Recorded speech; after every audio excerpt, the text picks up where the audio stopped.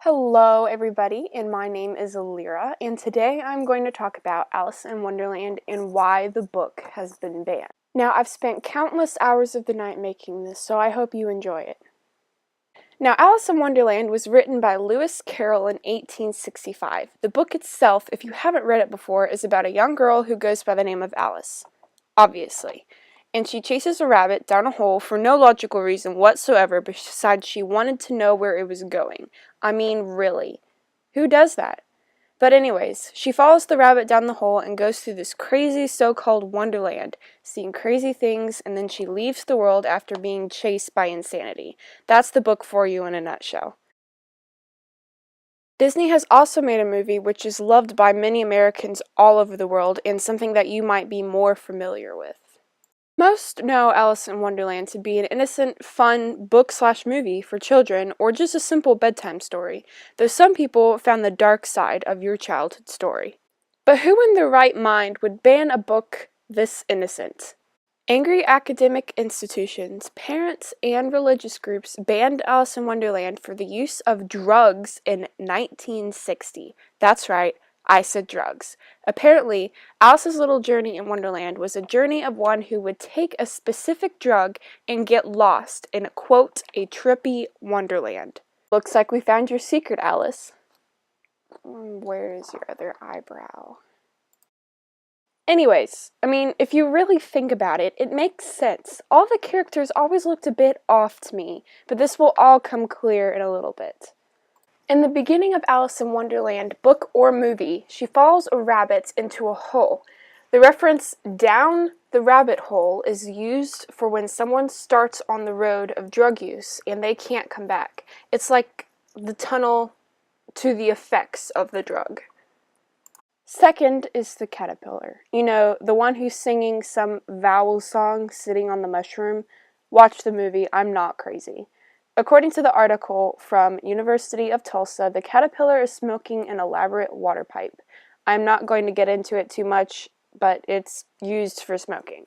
Everything about this caterpillar is off. I mean, look at him. Like, really, look at him. Everything about him just screams drugs.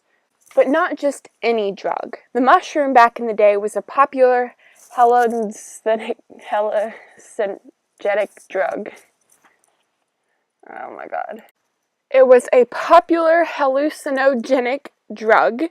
It also made you feel like you were flying. And after the caterpillar disappeared in a rage of his own smoke, he sort of turned into a butterfly and flew away. Is it a coincidence? I think not. Before the caterpillar left Alice there, he told her that if she ate one side of the mushroom, she would grow tall, and if she ate the other side of the mushroom, it would make her short. In the real world, the mushroom can also make you feel like you're changing your physical state. Does this ring a bell to anybody? Mario, mushroom, grows when he eats the mushroom. I mean, come on. Another example. The movie The Matrix. It provides a film reference that refers to Alice in Wonderland. It says, quote, "You take the blue pill and the story ends. You wake up in your bed and you believe whatever you want to believe. You take the red pill and you stay in Wonderland, and I will show you how deep the rabbit hole goes." Are you getting the idea of how Alice in Wonderland and drugs are related? Also very similar to the mushroom, and how one part makes you grow and then the other part makes you shrink. My last example, and my personal favorite, is the Cheshire Cat. This deceitful cat was another hint to the theory of Alice in Wonderland being about drugs. In all movies and books, the Cheshire Cat says, quote, "We are all mad here," which is a saying used in the world when referring to drugs. There's more that the Cheshire Cat says, but my video is getting too long, and it'll be something that you guys can look up yourself. There are many other details and secrets on the topic in the books that I'm not going to be able to get at today, but I encourage you to look them up. The last thing that I want to get to is that the individual characters aren't the only key details that refer to drugs.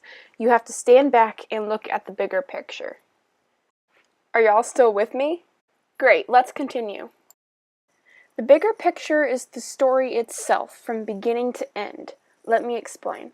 Alice lays among the flowers before going into Wonderland. These flowers, or poppies, have buds with a highly addictive drug in them called opium. This drug can also come in the form of a solid or a liquid. Opium can start off to make you feel curious, lost, or in distress. It can also make you feel like you're seeing unrealistic things and makes you feel like you're physically changing. Do any of these sound familiar to you? And at the end of your journey and quote Wonderland wears off, everything goes crazy. It's called the Plant of Joy. Also, when the book was written, it was a popular time to take this drug, and yes, it was legal. Did you absorb all that? It's actually pretty cool if you think about it. This book was also censored for another reason. China banned this book in 1931, arguing that animals shouldn't use human language, and that it was disastrous to put animals and human beings on the same level. They did the same thing with Winnie the Pooh, and I think it's ridiculous, but to each his own. As far as I know, Alice in Wonderland is still banned in China. But that's all I have for today, and I hope it wasn't too boring, and I hope you were as intrigued as I was on this topic. And the video will be on YouTube if you want to watch it again, and this concludes my banned book project. Bye!